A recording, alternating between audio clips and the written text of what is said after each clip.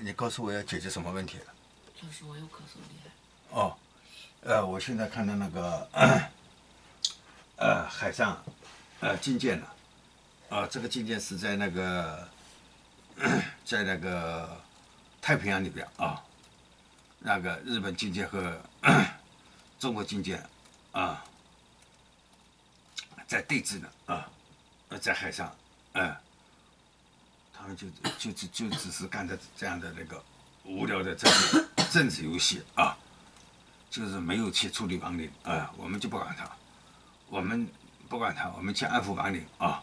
亡灵安抚好了，自然会那些亡灵就起作用促进那个大家的和谐你说句话大声说出来，很多的政治游戏是没有用的，很多的政治游戏是没有用的，反而把那些亡灵给激怒了，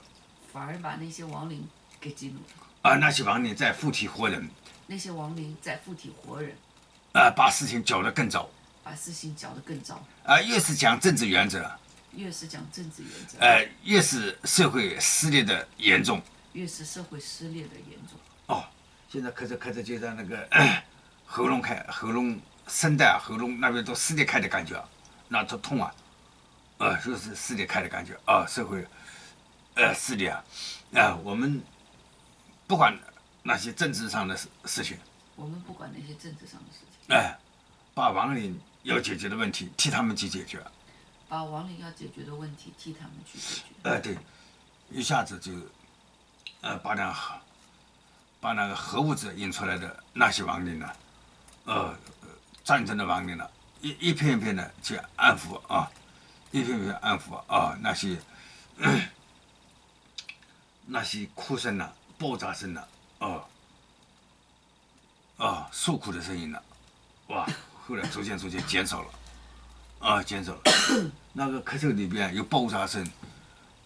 有那个战场上呲呐声，诉苦的声音，各式各样的混杂在一块。我们体现出来看到的是咳嗽实际上咳嗽里边都有包含着各式各样的声音在里边，都是来自亡灵的来自灵界的。你说明白了，原来咳嗽是在帮灵界在说话。明白了，原来咳嗽是在帮灵界在说话。灵界积压的事情太多了。灵界积压的事情太多了。因为大家都没去做。因为大家都没去做。很多的信息都没把它正确表达出来。很多的信息都没把它正确的表达出来。对，我们现在要把这些事情呢，点点滴滴的都把它做完。